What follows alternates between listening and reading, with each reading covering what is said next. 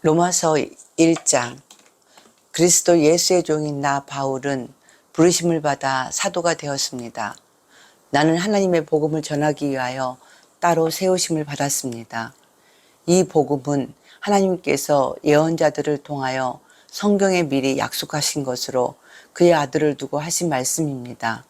이 아들은 육신으로는 다윗의 후손으로 태어나셨으며 성령으로는 죽은 사람들 가운데서 부활하심으로 나타내신 권능으로 하나님의 아들로 확정되신 분이십니다.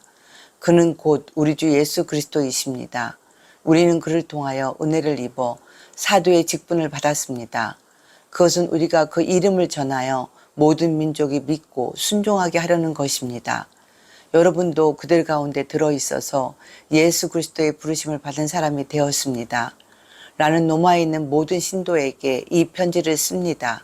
하나님께서 여러분을 사랑하셔서 그의 거룩한 백성으로 부르셨습니다. 하나님 우리 아버지와 주 예수 그리스도께서 내려주시는 은혜와 평화가 여러분에게 있기를 빕니다.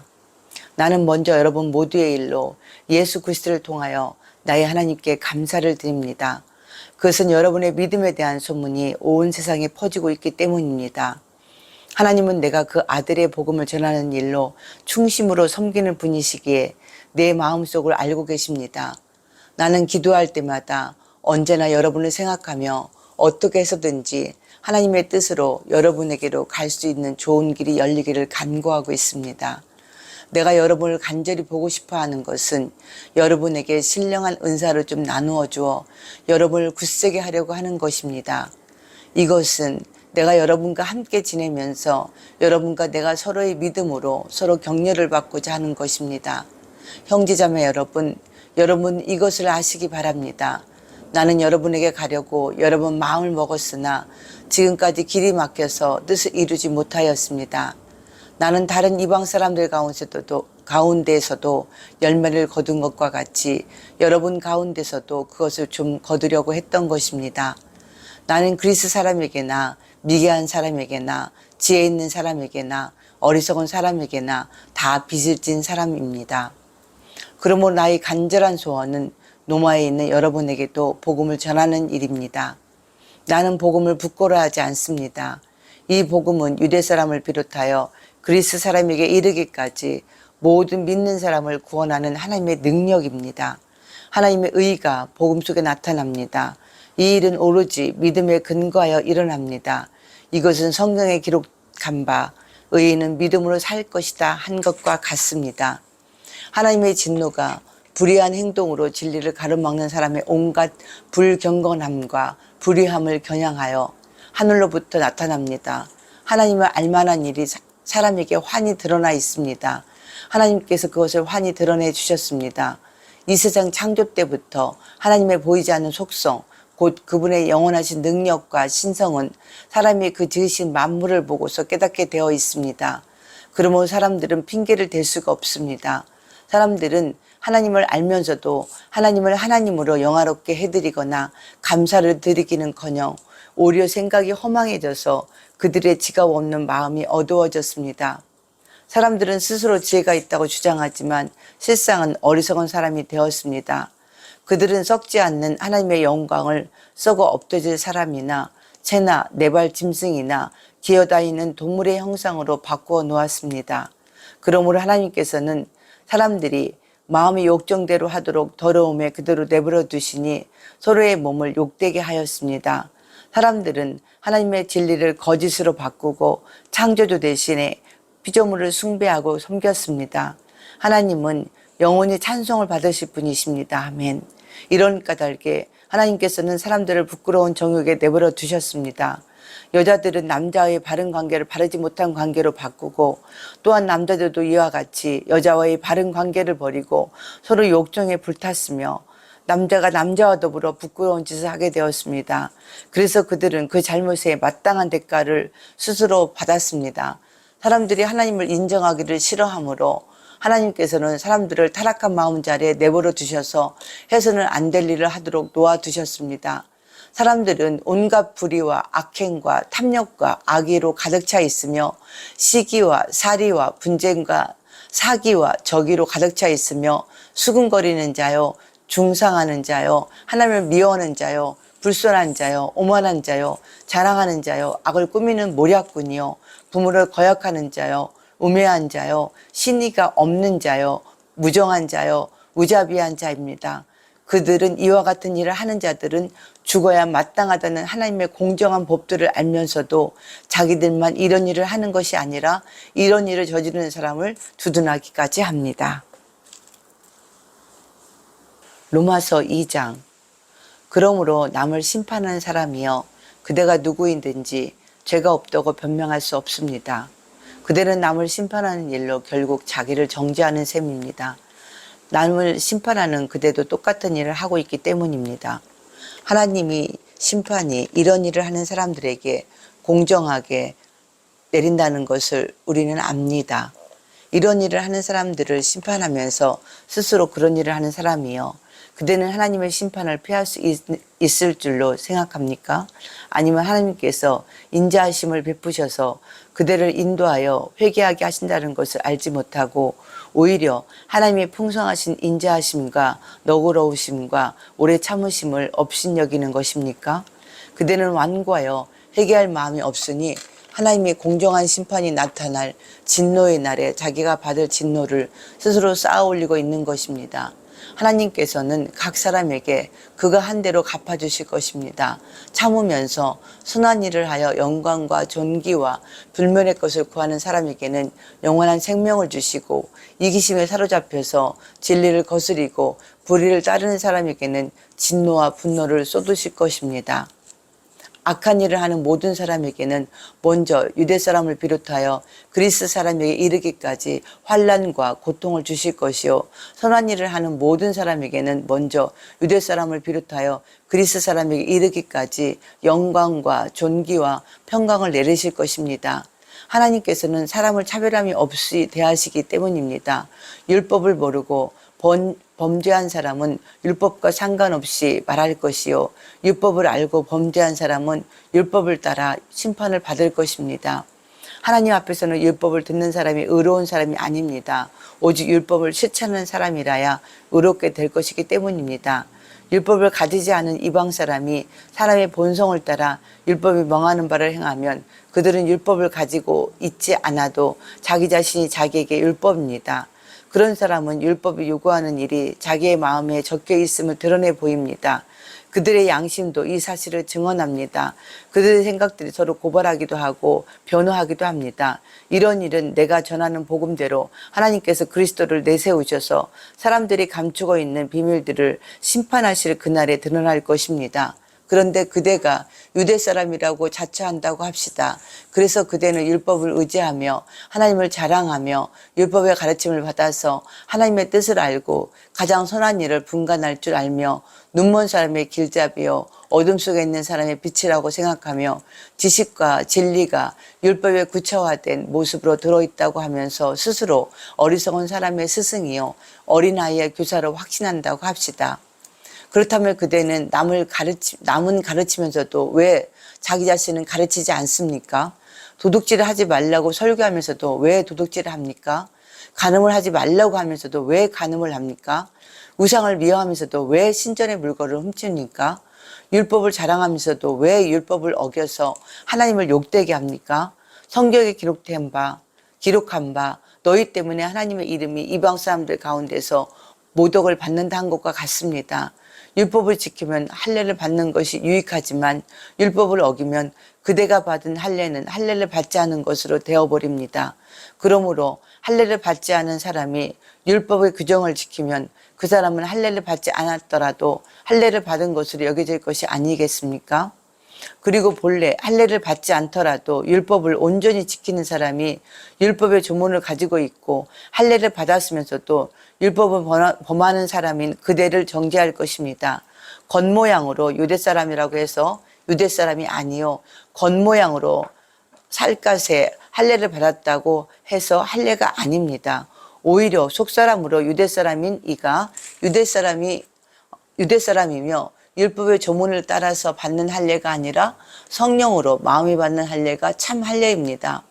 이런 사람은 사람에게서가 아니라 하나님에게서 칭찬을 받습니다. 로마서 3장. 그러면 유대 사람의 특권은 무엇이며 할례의 이로움은 무엇입니까? 모든 면에서 많이 있습니다. 첫째는 그들이 하나님의 말씀을 맡았다는 것입니다. 그런데 그들 가운데서 얼마가 신실하지 못했다고 해서 무슨 일이라도 일어납니까? 그들이 신실하지 못했다고 해서 하나님의 신실하심이 없어지겠습니까?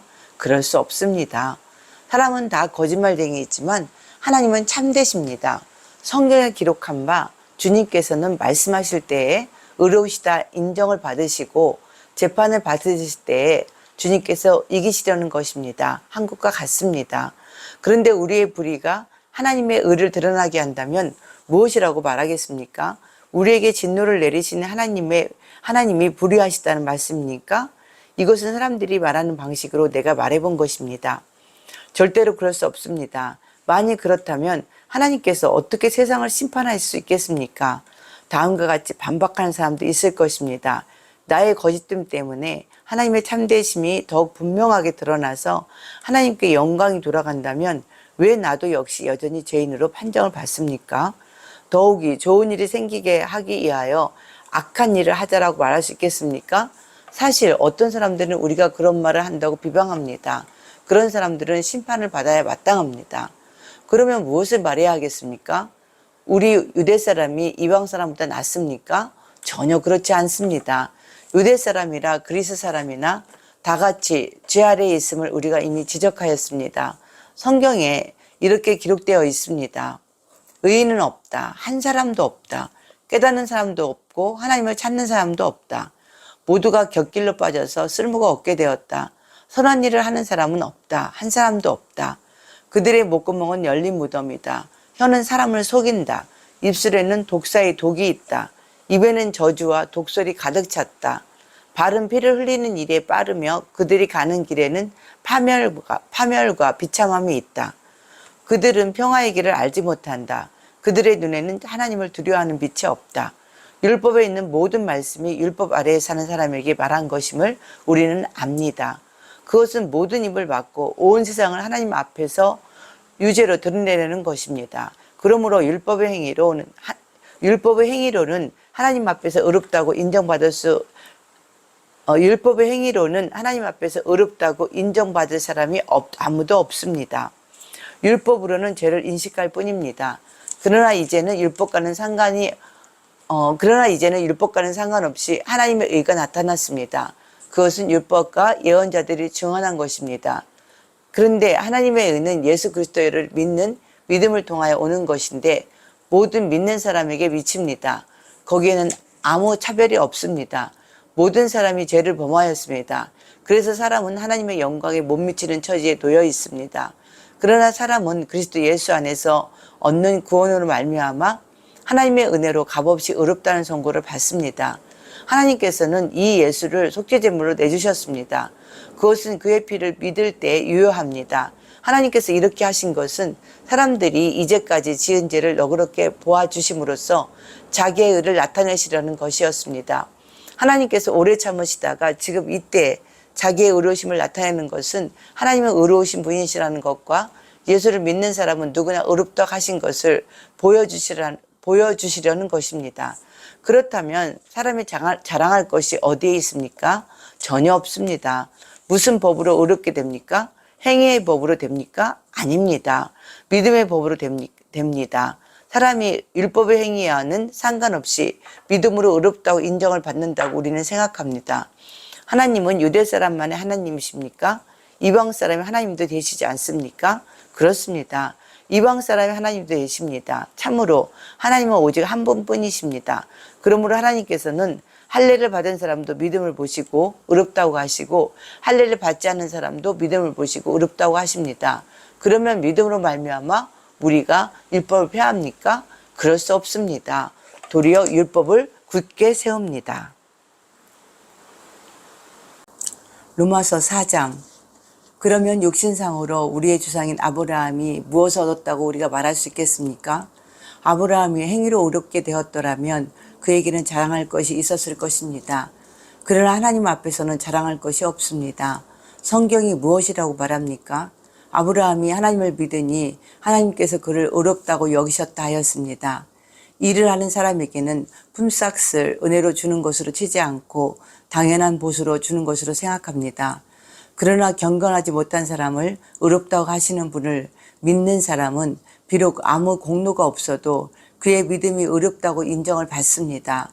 그래서 행한 것이 없어도 하나님께서 의롭다고 여겨주시는 사람이 받을 복을 다윗도 다음과 같이 말하였습니다.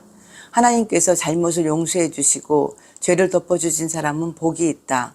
주님께서 죄 없다고 인정해 주실 사람은 복이 있다. 그러면 이러한 복은 할례를 받은 사람에게만 내리는 것입니까? 그렇지 않으면 할례를 받지 않은 사람에게도 내리는 것입니까? 우리는 앞에서 말하기를 하나님께서 아브라함의 믿음을 의로 여기셨다 하였습니다.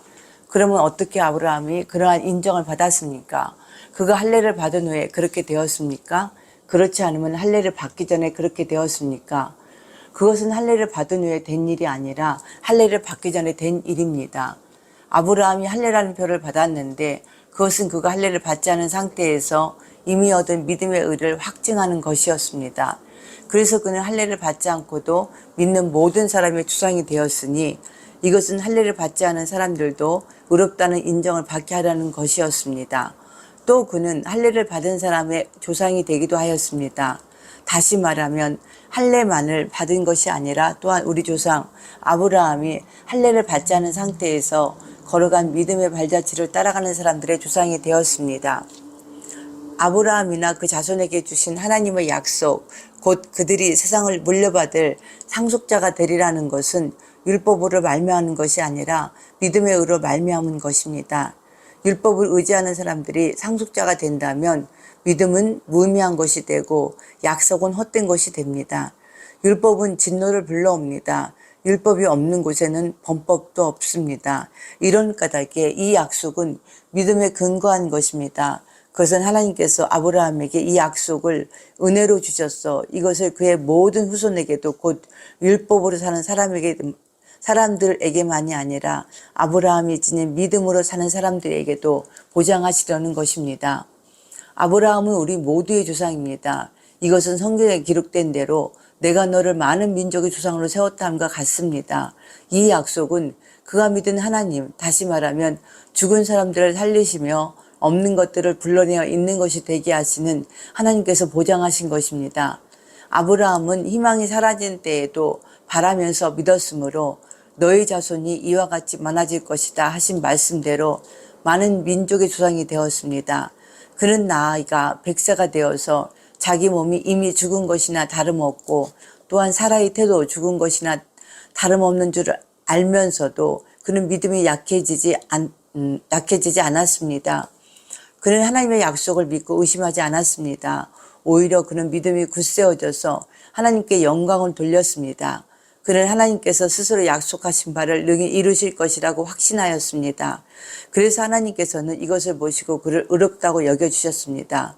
그가 의롭다는 인정을 받았다는 말은 아브라함만을 위하여 기록된 것이 아니라 하나님께서 의롭다고 여겨주실 곧 우리 주 예수를 죽은 사람들 가운데서 살리신 분을 믿는 우리까지도 위한 것입니다.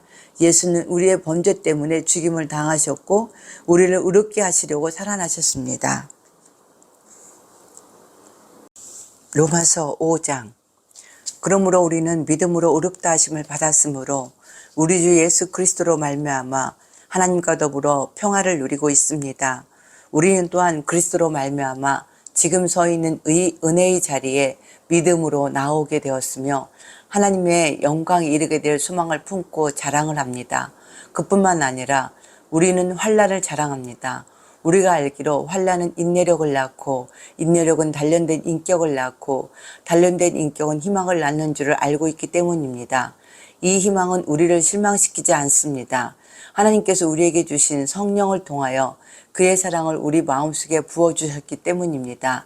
우리가 아직 약할 때 그리스도께서는 제때 경건하지 않은 사람을 위하여 죽으셨습니다. 의인을 위해서라도 죽을 사람은 거의 없습니다. 더욱이 선한 사람을 위해서라도 감히 죽을 사람은 드뭅니다. 그러나 우리가 아직 죄인이었을 때 그리스도께서 우리를 위하여 죽으셨습니다. 이리하여 하나님께서는 우리들에 대한 자기의 사랑을 실증하셨습니다. 그러므로 지금 우리가 그리스도의 피로 의롭게 되었으니 그리스도로 말미암아 하나님의 진노에서 구원을 얻으리라는 것은 더욱 확실합니다. 우리가 하나님의 원수일 때에도 하나님의 아들의 죽으심으로 말미암아 하나님과 화해하게 되었다면 화해한 우리가 하나님의 생명으로 구원을 얻으리라는 것은 더욱더 확실한 일입니다. 그뿐만 아니라 우리는 또한 우리 주 예수 그리스도로 말미암아 하나님을 자랑합니다. 우리는 지금 그로 말미암아 하나님과 화해를 하게 된 것입니다. 그러므로 한 사람으로 말미암아 죄가 세상에 들어왔고 또 그 죄로 말미암아 죽음이 들어온 것과 같이 모든 사람이 죄를 지었기 때문에 죽음이 모든 사람에게 이르게 되었습니다. 율법이 있기 전에도 죄가 세상에 있었으나 율법이 없을 때에는 죄가 죄로 여겨지지 않았습니다. 그러나 아담 시대로부터 모세 시대에 이르기까지는 아담의 범죄와 같은 죄를 짓지 않는 사람들까지도 죽음의 지배를 받았습니다. 아담은 장차 오실 분의 모형이었습니다. 그러나 하나님께서 은혜를 베푸실 때 생긴 일은 아담 한 사람이 범죄했을 때 생긴 일과 같지 않습니다. 한 사람의 범죄로 많은 사람이 죽었으나 하나님의 은혜와 예수 그리스도 한 사람의 은혜로 말미암은 선물은 많은 사람에게 더욱더 넘쳐나게 되었습니다. 또한 하나님께서 주시는 선물은 한 사람의 범죄의 결과와 같지 않습니다. 한 범죄에서는 심판이 뒤따라와서 유죄 판결이 내려졌습니다마는 많은 범죄에서는 은혜가 뒤따라와서 무죄 선언이 내려졌습니다. 아담 한 사람의 범죄 때문에 그 한 사람으로 말미암아 죽음이 왕노릇하게 되었다면 넘치는 은혜와 의의 선물을 받은 사람들은 예수 그리스도 한 분으로 말미암아 생명 안에서 왕노릇하게 되리라는 것은 더욱더 확실합니다. 그러니 한 사람의 범죄이기 때문에 모든 사람이 유죄 판결을 받았는데 이제는 한 사람의 의로운 행위 때문에 모든 사람이 의롭다는 인정을 받아서 생명을 얻게 되었습니다. 한 사람이 순종하지 않음으로 말미암아 많은 사람이 죄인으로 판정을 받았는데 이제는 한 사람이 순종함으로 말미암아 많은 사람이 의인으로 판정을 받은 것입니다. 율법은 범죄를 증가시키려고 끼어들어온 것입니다. 그러나 죄가 많은 곳에 은혜가 더욱 넘치게 되었습니다. 그것은 죄가 죽음으로 사람을 지배한 것과 같이 은혜가 의를 통하여 사람을 지배하여 우리 주 예수 그리스도로 말미암아 얻는 영원한 생명을 이루게 하라는 것입니다.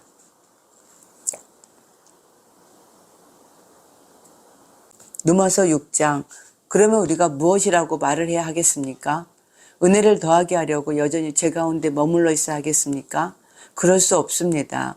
우리는 죄에는 죽은 사람인데 어떻게 죄 가운데서 그대로 살 수 있겠습니까? 세례를 받아 그리스도 예수 하나가 된 우리는 모두 세례를 받을 때 그와 함께 죽었다는 것을 여러분 알지 못합니까? 그러므로 우리는 세례를 통하여 그의 죽으심과 연합함으로써 그와 함께 묻혔던 것입니다. 그것은 그리스도께서 아버지의 영광으로 말미암아 죽은 사람들 가운데서 살아나신 것과 같이 우리도 또한 새 생명 안에서 살아가기 위함입니다. 우리가 그의 죽으심과 같은 죽음을 죽어서 그와 연합하는 사람이 되었으면 우리는 부활에 있어서도 또한 그와 연합하는 사람이 될 것입니다. 우리의 옛사람이 그리스도와 함께 십자가에 달려 죽은 것은 죄의 몸을 멸하여서 우리가 다시는 죄의 노예가 되지 않게 하려는 것임을 우리는 압니다. 죽은 사람은 이미 죄의 세력에서 해방되었습니다. 우리가 그리스도와 함께 죽었으면 그와 함께 우리도 또한 살아날 것임을 믿습니다. 우리가 알기로 그리스도께서는 죽은 사람들 가운데 살아나셔서 다시는 죽지 않으시며 다시는 죽음이 그를 지배하지 못합니다. 그리스도께서 죽으신 죽음은 죄에 대해서 단번에 죽으신 것이요 그분이 사시는 삶은 하나님을 위하여 사시는 것입니다. 이와 같이 여러분도 죄에 대해서는 죽은 사람이요 하나님을 위해서는 그리스도 예수 안에서 살고 있는 사람이라는 것을 알아야 합니다. 그러므로 여러분은 죄가 여러분의 죽을 몸을 지배하지 못하게 해서 여러분의 몸의 정욕에 굴복하는 일이 없도록 하십시오. 그러므로 여러분은 여러분의 지체를 죄에 내맡겨서 불의의 연장이 되게 하지 마십시오. 오히려 여러분은 죽은 사람들 가운데서 살아난 사람답게 여러분을 하나님께 바치고 여러분의 지체를 의의 연장으로 하나님께 바치십시오. 여러분은 율법 아래 있지 않고 은혜 아래 있으므로 제가 여러분을 다스릴 수 없을 것입니다. 그러면 어떻게 해야 하겠습니까? 우리가 율법 아래 있지 않고 은혜 아래 있다고 해서 마음 놓고 죄를 짓자는 말입니까? 그럴 수 없습니다. 여러분이 아무렇게나 아무에게나 자기를 종으로 내맡겨서 복종하게 하면 여러분은 여러분이 복종하는 그 사람의 종이 되는 것임을 알지 못합니까? 여러분은 죄의 종이 되어 죽음에 이르거나 아니면 순종의 종이 되어 의에 이르거나 하는 것입니다. 그러나 하나님께 감사하는 것은 여러분이 전에는 죄의 종이었으나 이제 여러분은 전에 받은 교훈의 본의 마음으로부터 순종함으로써 죄에서 해방을 받아서 의의 종이 된 것입니다. 여러분의 이해력이 미약함으로 내가 사람의 방식으로 말하겠습니다. 여러분이 전에는 자기 지체를 더러움과 불법의 종으로 내맡겨서 불법에 빠져 있었지만 이제는 여러분의 지체를 의의 종으로 바쳐서 거룩함에 이르도록 하십시오. 여러분이 죄의 종일 때에는 의에 얽매이지 않았습니다. 여러분은 그때 무슨 열매를 거두셨습니까? 이제 와서 여러분이 그러한 생활을 부끄러워하지만은 그러한 생활의 마지막은 죽음입니다. 이제 여러분은 죄에서 해방을 받고 하나님의 종이 되어서 거룩함에 이르는 삶의 열매를 맺고 있습니다. 그 마지막은 영원한 생명입니다. 죄의 삭은 죽음이요 하나님의 선물은 우리 주 예수 그리스도 안에서 누리는 영원한 생명입니다. 로마서 7장. 형제자매 여러분, 나는 율법을 아는 사람들에게 말을 합니다. 율법은 사람이 살아있는 동안에만 그 사람을 지배한다는 것을 알지 못합니까? 결혼한 여자는 그 남편이 살아있는 동안에는 법으로 남편에게 매여 있으나 남편이 죽으면 남편의 법에서 풀려납니다. 그러므로 남편이 살아있는 동안에 그 여자가 다른 남자에게로 가면 그 여자는 가늠한 여자라는 말을 듣게 됩니다. 그러나 남편이 죽으면 그 법에서 해방되는 것이므로 다른 남자에게로 갈지라도 가늠한 여자가 되지 않습니다. 나의 형제자매 여러분, 그러므로 여러분도 그리스도의 몸으로 말미암아 율법에 대해서는 죽임을 당했습니다. 그래서 여러분은 다른 분, 곧 죽은 사람들 가운데서 살아나신 그분에게 속하게 되었습니다. 그것은 우리가 하나님을 위하여 열매를 맺게 하기 위함입니다. 이전에 우리가 육신을 따라 살 때에는 율법으로 말미암아 일어난 죄의 욕정이 우리 몸의 지체 안에서 작용해서 죽음에 이르는 열매를 맺었습니다. 그러나 지금은 우리를 얽매였던 것에 대하여 죽어서 율법에서 풀려났습니다. 그래서 우리는 문자에 얽매인 낡은 정신으로 하나님을 섬기지 않고 성령이 주시는 새 정신으로 하나님을 섬깁니다. 그러면 우리가 무엇이라고 말을 하겠습니까? 율법이 죄입니까? 그럴 수 없습니다. 그러나 율법에 비추어 보지 않았다면 나는 죄가 무엇인지 알지 못하였을 것입니다. 율법에 탐내지 말아라 하지 않았다면 나는 탐심이 무엇인지를 알지 못하였을 것입니다. 그러나 죄는 이 계명을 통하여 틈을 타서 내 속에서 온갖 탐욕을 일으켰습니다.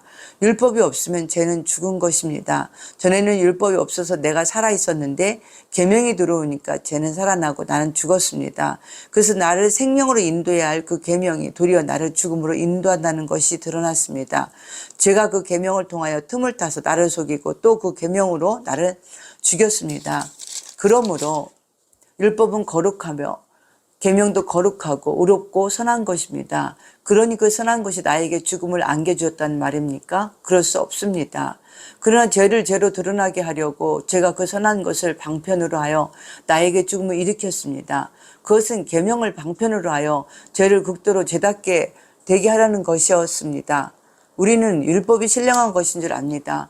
그러나 나는 육정의 매인 존재로서 죄 아래에 팔린 몸입니다. 나는 내가 하는 일을 도무지 알 수가 없습니다.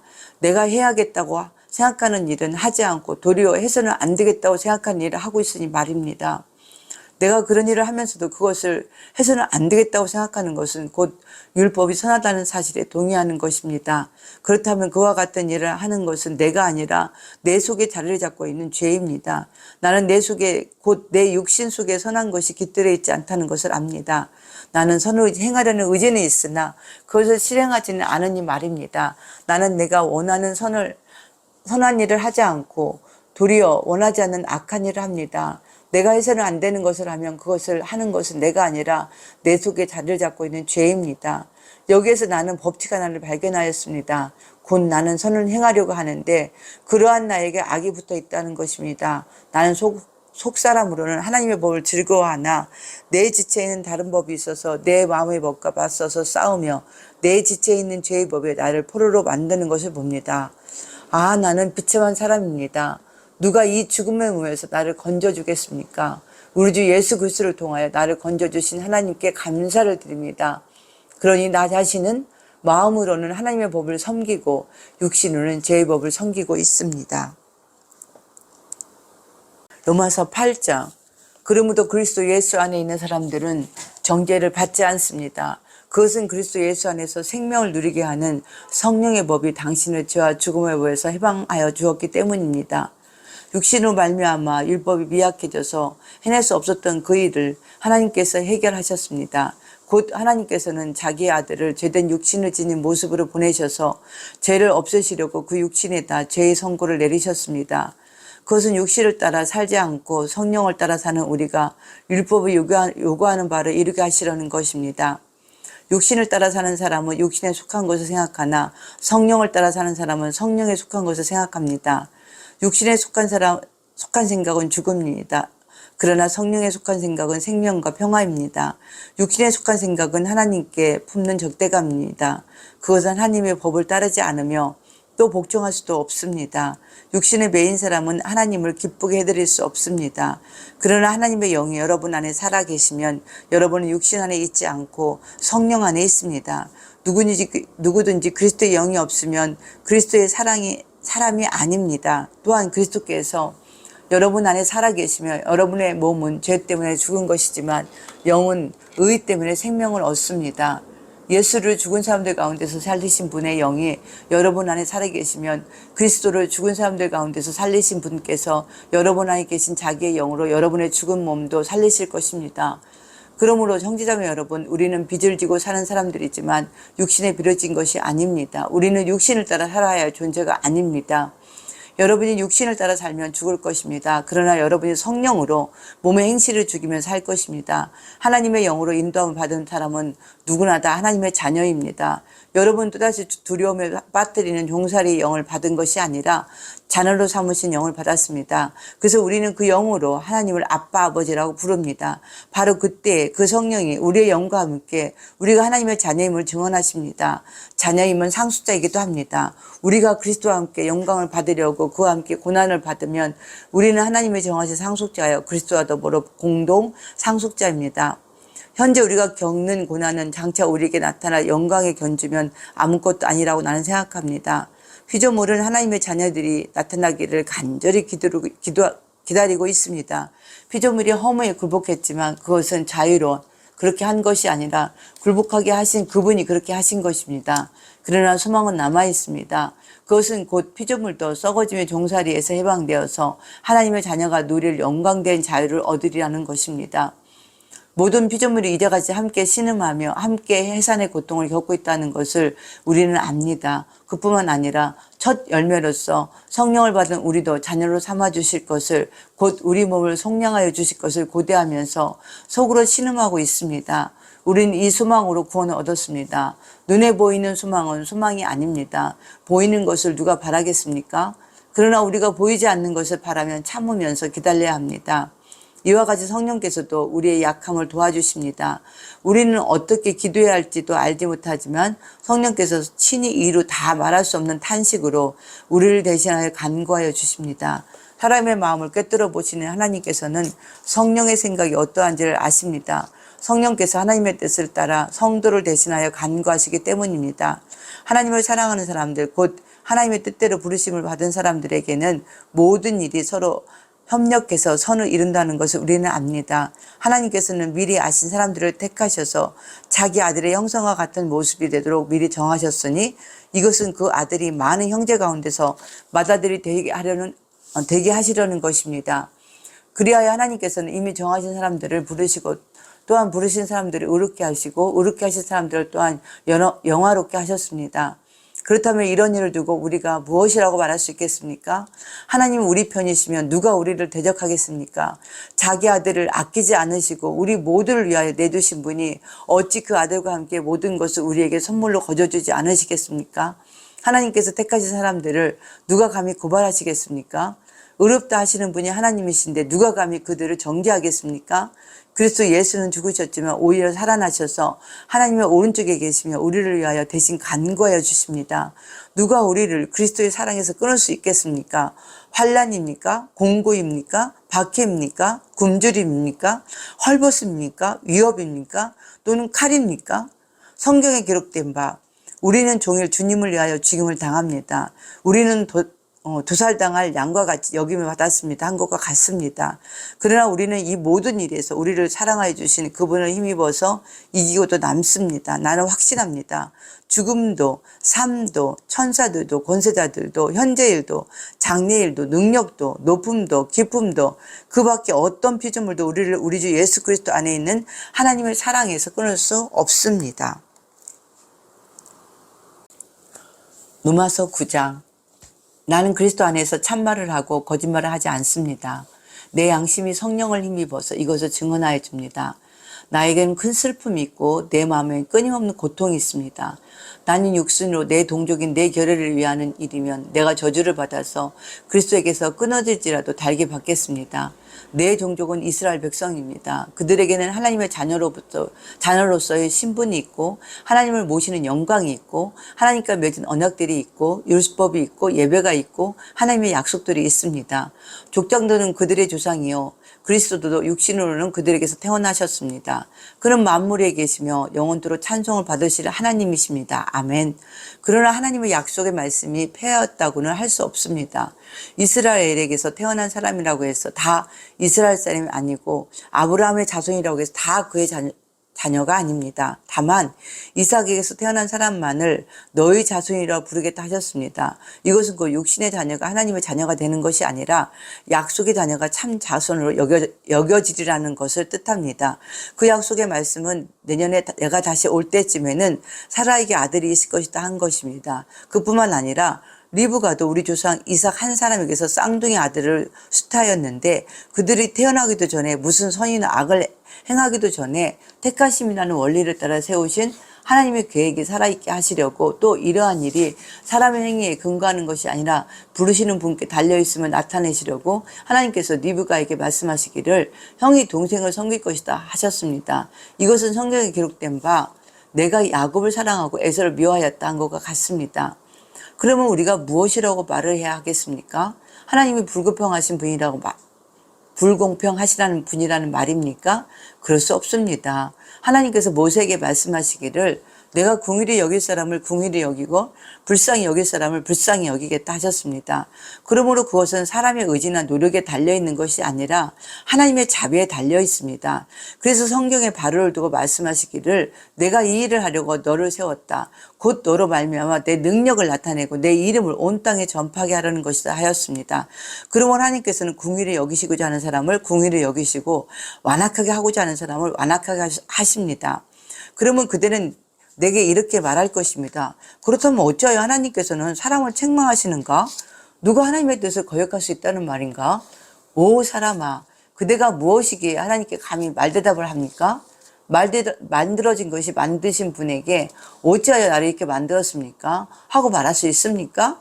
토기장이에게 흙한 덩이를 둘로 나누어서 하나는 귀한 데 쓸 그릇을 만들고 하나는 천한 데 쓸 그릇을 만들 권리가 없겠습니까? 하나님께서 하신 일도 마찬가지입니다. 하나님께서 진노하심을 보이시고 권능을 알리시기를 원하시면서도 멸망받게 되어 있는 진노의 대상들에 대하여 꾸준히 참으시면서 너그럽게 대해주시고 영광을 받도록 예비하신 자비의 대상들에 대하여 자기의 풍성하신 영광을 알리시고자 하였더라도 어떻다는 말입니까? 하나님께서는 우리를 부르시되 유대 사람 가운데서만이 아니라 이방 사람 가운데서도 부르셨습니다. 그것은 하나님이 호세아의 글 속에서 하신 말씀과 같습니다. 나는 내 백성이 아닌 사람을 내 백성이라 하겠다. 내가 사랑하지 않던 백성을 사랑하는 백성이라고 하겠다. 너희는 내 백성이 아니다 하라고 말씀하니 그곳에서 그들은 살아계신 하나님의 자녀라고 일컬음을 받을 것이다. 그리고 또 이사야는 이스라엘을 두고 이렇게 외쳤습니다. 이스라엘 자손의 수가 바다의 모래와 같이 많을지라도 남은 사람만이 구원을 얻을 것이다. 주님께서는 그 말씀하신 것을 온전히 그리고 조속히 온 땅에서 이루실 것이다. 그것은 또한 이사야가 미리 말한 바 만군의 주님께서 우리에게 씨를 남겨주지 않으셨더라면 우리는 소돔과 같이 되고 고모라와 같이 되었을 것이다 한 것과 같습니다. 그러면 우리가 무엇이라고 말해야 하겠습니까? 의를 추구하지 않는 이방 사람들이 의를 얻었습니다. 그것은 믿음에서 난 의입니다. 그런데 이스라엘은 의의 율법을 추구하였지만 그 율법에 이르지 못하였습니다. 어찌하여 그렇게 되었습니까? 그들은 믿음의 근거에 의를 이루려고 한 것이 아니라 행위의 근거에 의를 의에 이르려고 했기 때문입니다. 그들은 걸림돌에 걸려 넘어진 것입니다. 그것은 성경에 기록한 바와 같습니다. 보아라, 내가 시온에 부딪히는 돌과 걸려 넘어지게 하는 바위를 둔다. 그러나 그를 믿는 사람은 부끄러움을 당하지 않을 것이다. 로마서 10장. 형제자매 여러분, 내 마음의 간절한 소원과 내 종족을 위하여 하나님께 드리는 내 기도의 내용은 그들이 구원을 얻는 일입니다. 나는 증언합니다. 그들은 하나님을 섬기는 데 열성이 있습니다. 그러나 그 열성은 올바른 지식에서 생긴 것이 아닙니다. 그들은 하나님의 의를 알지 못하고 자기 자신들의 의를 세우려고 힘을 씀으로써 하나님의 의 외에는 복종하지 않게 되었습니다. 그러므로 그리스도는 율법의 끝마침이 되셔서 모든 믿는 사람에게 의가 되어 주셨습니다. 모세는 율법에 근거한 의를 두고 기록하기를 율법을 행한 사람은 그것으로 살 것이다 하였습니다. 그러나 믿음에 근거한 의를 두고는 이렇게 말합니다. 너는 마음속으로 누가 하늘에 올라갈 것이냐 하고 말하지 말아라. 그것은 그리스도를 끌어내리는 것입니다. 또 누가 지옥에 내려갈 것이냐 하고 말하지도 말아라. 그것은 그리스도를 죽은 사람들 가운데서 끌어올리는 것입니다. 그러면 그것은 무엇을 뜻합니까? 하나님의 말씀은 내게 가까이 있다, 내 입에 있고 내 마음에 있다 하는 말씀이 있습니다. 이것은 우리가 전파하는 믿음의 말씀입니다. 당신이 만일 예수는 주님이시라고 입으로 고백하고 하나님께서 그를 죽은 사람들 가운데서 살리신 것을 마음으로 믿으면 구원을 얻을 것입니다. 사람은 마음으로 믿어서 의에 이르고 입으로 고백해서 구원에 이르게 됩니다. 성경은 그를 믿는 사람은 누구나 부끄러움을 당하지 않을 것이라고 말합니다. 유대 사람이나 그리스 사람이나 차별이 없습니다. 그는 모든 사람에게 똑같이 주님이 되어주시고 그를 부르는 모든 사람에게 풍성한 은혜를 내려주십니다. 주님의 이름을 부르는 사람은 누구든지 구원을 얻을 것입니다. 그런데 사람들은 자기들이 믿는 적이 없는 분을 어떻게 부를 수 있겠습니까? 또 들은 적이 없는 분을 어떻게 믿을 수 있겠습니까? 선포하는 사람이 없으면 어떻게 들을 수 있겠습니까? 보내심을 받지 않았는데 어떻게 선포할 수 있겠습니까? 성경에 기록한 바 기쁜 소식을 전하는 이들의 발걸음이 얼마나 아름다우냐 한 것과 같습니다. 그러나 모든 사람이 다 복음에 순종한 것은 아닙니다. 이사야는 주님, 우리가 전하는 소식을 누가 믿었습니까? 하고 말하였습니다. 그러므로 믿음은 들음에서 생기고 들음은 그리스도를 전하는 말씀에서 비롯됩니다. 그러면 내가 묻습니다. 그들은 들은 일이 없습니까? 물론 그렇지 않습니다. 성경 말씀에 그들의 목소리가 온 땅에 퍼지고 그들의 말이 땅끝까지 퍼졌다 하였습니다. 내가 다시 묻습니다. 이스라엘이 알지 못하였습니까? 이에 대하여 하나님께서 먼저 모세를 통하 이렇게 말씀하셨습니다. 나는 네 백성이 아닌 사람들로 너희의 질투심을 일으키고 미련한 백성들로 너희의 분노를 자아내겠다. 또한 이사야는 매우 담대하게 이렇게 말씀을 전하였습니다. 나를 찾지 않는 사람들을 내가 만나주고 나를 구하지 않는 사람들에게 내가 나타났다. 또한 이사야는 하나님께서 이스라엘을 보고 복종하지 않고 거역하는 백성에게 나는 온종일 내 손을 내밀었다 하신 말씀을 선포하였습니다. 로마서 11장. 그러면 내가 묻습니다. 하나님께서 자기 백성을 버리신 것은 아닙니까? 그럴 수 없습니다. 나도 이스라엘 사람이요 아브라함의 후손이요 베냐민 지파에 속한 사람입니다. 하나님께서는 미리 아신 자기 백성을 버리지 않으셨습니다. 여러분은 성경이 엘리야를 두고 하신 말씀을 알지 못합니까? 그가 이스라엘을 고발하여 하나님께 이렇게 호소하였습니다. 주님, 그들은 주님의 예언자들을 죽이고 주님의 제단들을 헐어버렸습니다. 남은 것은 나 혼자밖에 없는데 그들은 내 목숨마저 찾고 있습니다. 그런데 하나님께서는 그에게 어떻게 대답하셨습니까? 내가 바알에게 무릎을 꿇지 않은 사람 7,000명을 내 앞에 남겨두었다 하였습니다. 이와 같이 지금 이 시기에도 은혜로 택하심을 입은 사람들이 남아 있습니다. 은혜로 된 것이면 행위에 근거한 것이 아닙니다. 그렇지 않으면 그 은혜는 이미 은혜가 아닙니다. 그럼 무슨 결과가 생겼습니까?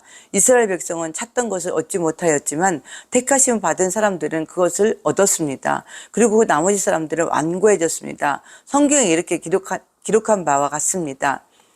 하나님께서 그들에게는 혼미한 영을 주셨으니 오늘까지 그들은 눈이 있어도 보지 못하고 귀가 있어도 듣지 못한다. 다윗도 다음과 같이 말하였습니다.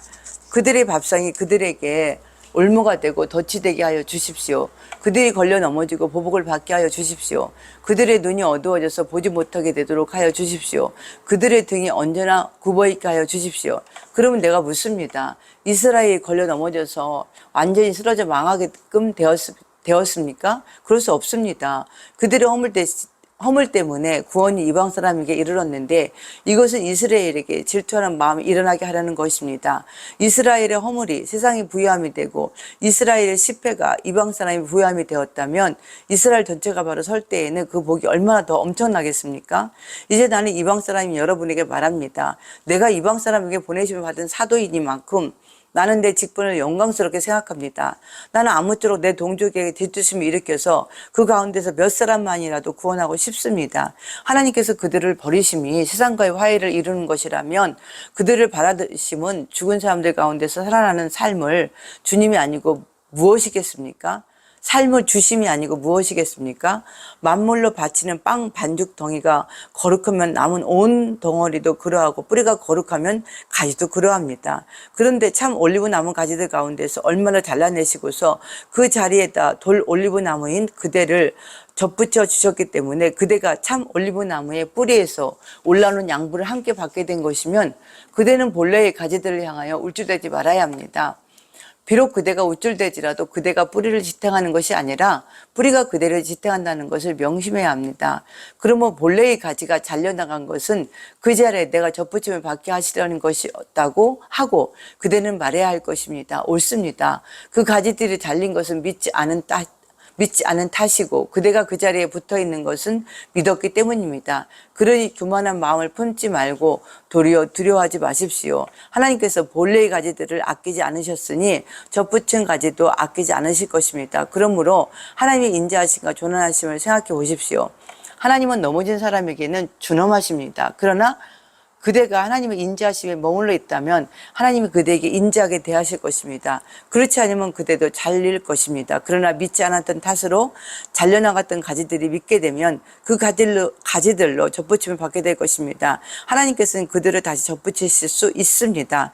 그대가 본래의 돌 올리브 나무에서 잘려서 그 본성을 거슬러 참 올리브 나무에 접붙임을 받았다면 본래 붙어 있던 이 가지들이 제 나무에 다시 접붙임을 받는 것이야 얼마나 더 쉬운 일이겠습니까? 형제자매 여러분, 나는 여러분이 이 신비한 비밀을 알기를 바랍니다. 그것은 여러분이 스스로 현명하다고 생각하는 일이 없게 하라는 것입니다. 그 비밀은 이러합니다. 이방 사람의 수가 다 찰 때까지 이스라엘 사람들 가운데서 일부가 완고하진 대로 있으리라는 것과 또 온 이스라엘이 구원을 받게 되리라는 것입니다. 그래서 성경에 이렇게 기록되어 있는 바와 같습니다. 구원하시는 분이 시온에서 오실 것이니 야곱에게서 경건하지 못함을 제거하실 것이다. 이것은 그들과 나 사이의 언약이니 내가 그들의 죄를 없앨 때 이루어질 것이다. 복음의 관점에서 판단하면 이스라엘 사람들은 여러분이 잘 되리라고 하나님의 원수가 되었지만 택하심을 받았다는 관점에서 판단하면 그들은 주장 덕분에 하나님의 사랑을 받는 사람들입니다. 하나님께서 주시는 고마운 선물과 부르심은 철회되지 않습니다. 전에 하나님께 순종하지 않던 여러분이 이제 이스라엘 사람의 불순종 때문에 하나님의 자비를 잊게 되었습니다. 이와 같이 지금은 순종하지 않고 있는 이스라엘 사람들도 여러모지 받은 그 자비를 보고 회개하여 마침내는 자비하심을 잊게 될 것입니다. 하나님께서 모든 사람을 순종하지 않는 상태에 가두신 것은 그들에게 자비를 베푸시려는 것입니다. 하나님의 부여하심은 어찌 그리 크십니까? 하나님의 지혜와 지식은 어찌 그리 깊고 깊으십니까? 그 어느 누가 하나님의 판단을 헤아려 알 수 있으며 그 어느 누가 하나님의 길을 더듬어 찾아낼 수 있겠습니까? 누가 주님의 마음을 알았으며 누가 주님의 좋은 자가 되었습니까? 누가 먼저 무엇을 드렸기에 주님의 답례를 바라겠습니까? 만물이 그에게서 나고 그로 말미암아 있고 그를 위하여 있습니다. 그에게 영광이 세세히 있기를 빕니다. 아멘.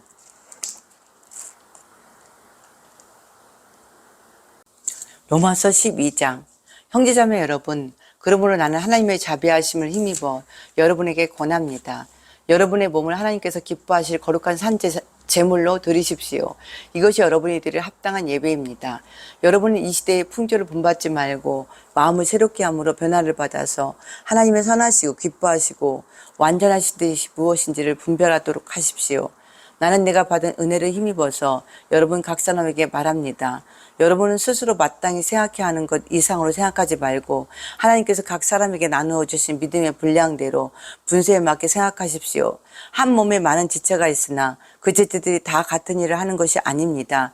이와 같이 우리도 여럿이지만 그리스도 안에서 한 몸을 이루고 있으며 각 사람은 서로 지체입니다. 하나님께서 우리에게 주신 은혜를 따라 우리는 저마다 다른 신령한 선물을 가지고 있습니다.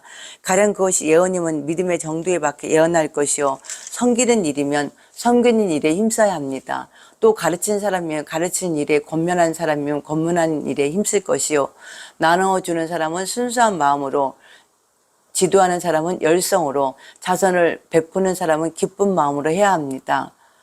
사랑에는 거짓이 없어야 합니다. 악한 것을 미워하고 선한 것을 굳게 잡으십시오. 형제의 사랑으로 서로 다정하게 대하여 존경하기를 서로 먼저 하십시오. 열심을 내어서 부지런히 일하며 성령으로 뜨거워진 마음을 가지고 주님을 섬기십시오. 소망을 품고 즐거워하며 환난을 당할 때에 참으며 기도를 꾸준히 하십시오. 성도들이 쓸 것을 공급하고 손님 대접하기를 힘쓰십시오. 여러분을 받게 하는 사람들을 축복하십시오. 축복을 하고 저주를 하지 마십시오. 기뻐하는 사람들과 함께 기뻐하고 우는 사람들과 함께 우십시오. 서로 한 마음이 되고 교만한 마음을 품지 말고 비천한 사람들과 함께 사귀고 스스로 지혜가 있는 채 하지 마십시오.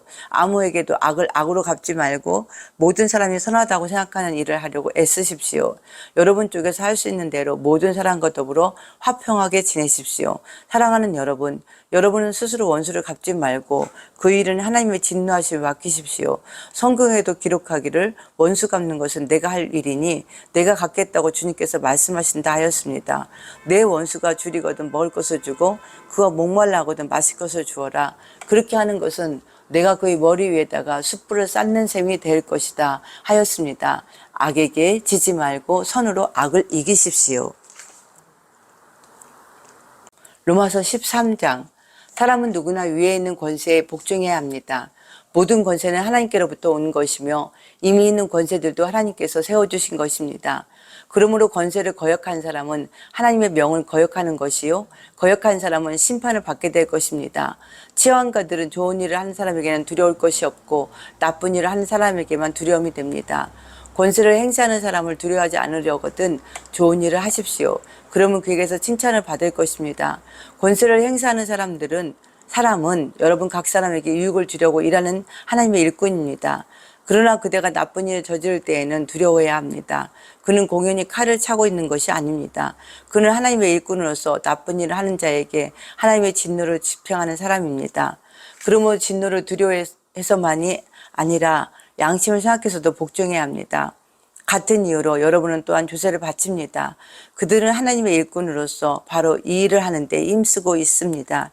여러분 모든 사람에게 의무를 다하십시오. 조세를 바쳐야 할 이에게는 조세를 바치고 관세를 바쳐야 할 이에게는 관세를 바치고 두려워야 할 이는 두려워하고 존경해야 할 이는 존경하십시오.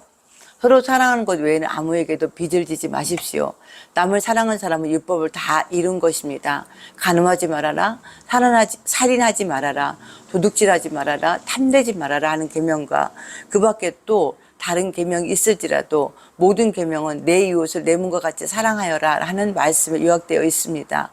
사랑은 이웃에게 해를 입히지 않습니다. 그러므로 사랑은 율법의 완성입니다. 여러분은 지금 어느 때인지 압니다.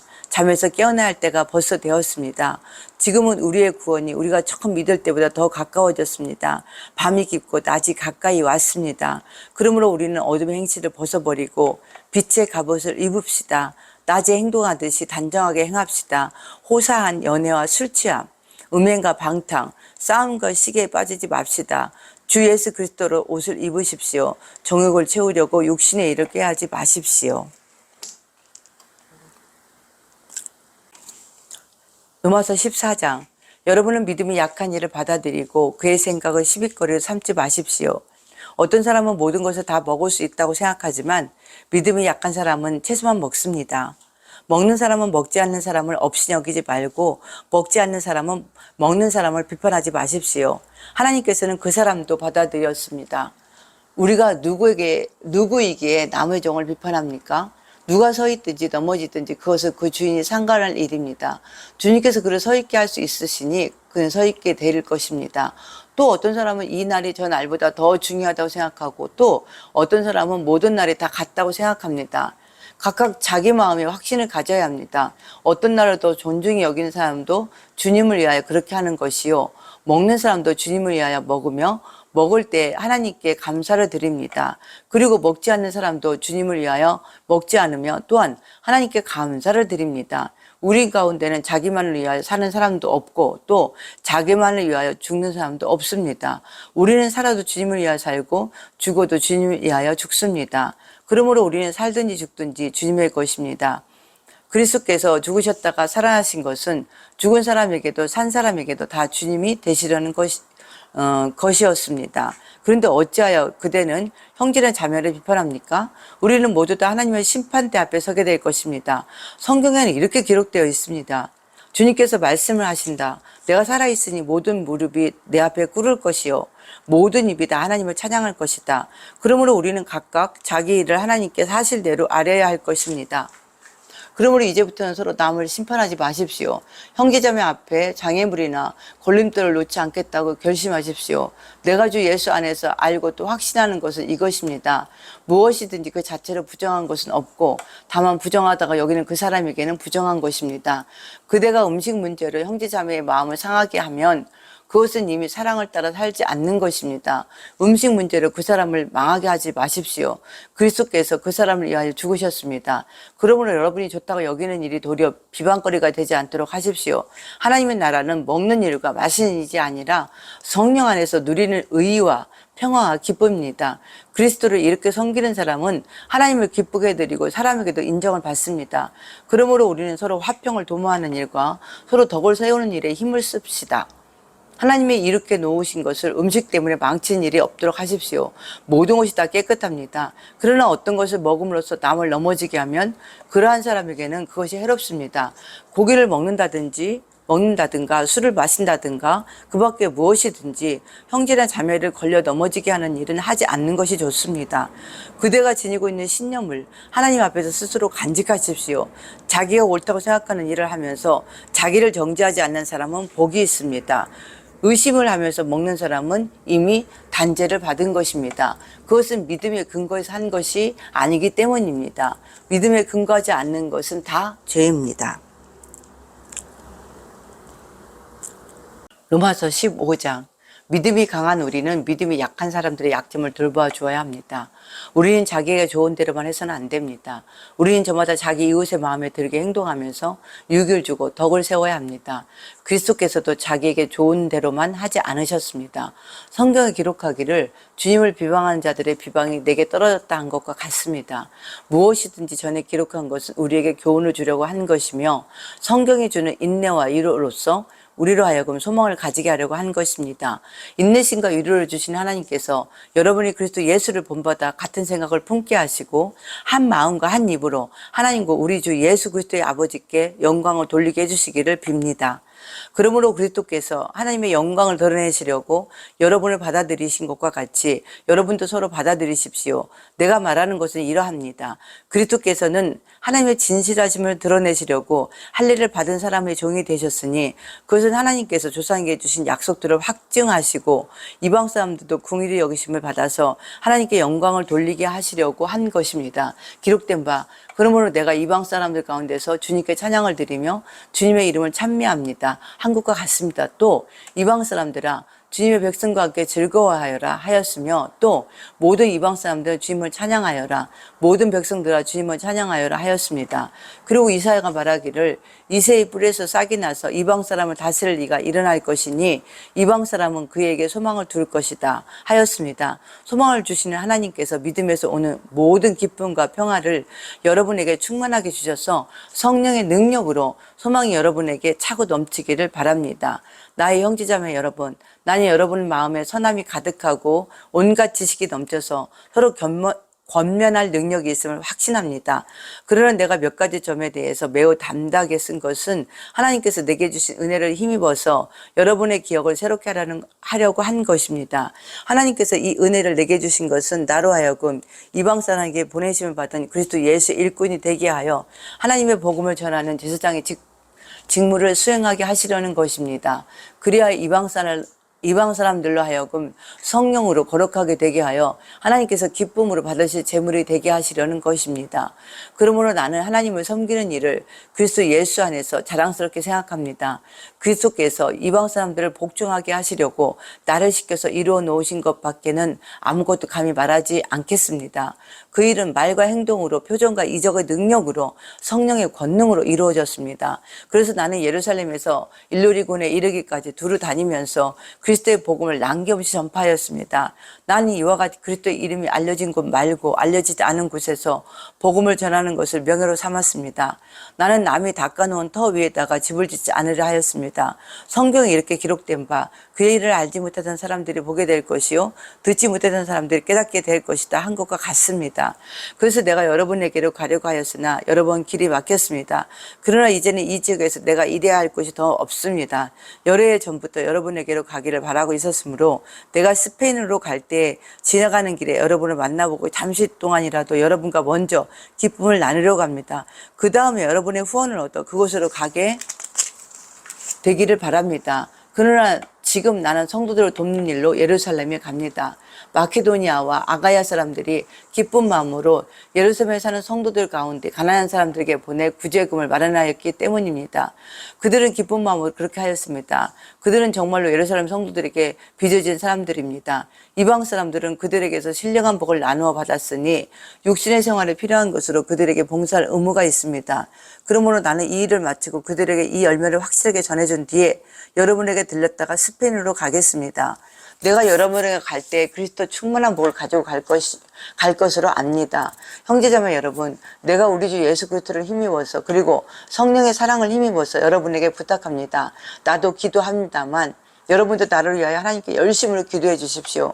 내가 유대에 있는 믿지 않는 자들에게서 화를 당하지 않도록, 그리고 또 내가 예루살렘으로 가져가는 구제금이 그 성도들에게 기쁘게 받아들여지도록 기도해 주십시오. 그래서 내가 하나님의 뜻을 따라 기쁨을 안고 여러분에게로 가서 여러분과 함께 즐겁게 쉴 수 있게 되도록 기도해 주십시오. 평화를 주시는 하나님께서 여러분 모두와 함께 하시기를 빕니다. 아멘. 로마서 16장. 갱그레아 교회 일꾼이여 우리의 자매인 베베를 여러분에게 추천합니다.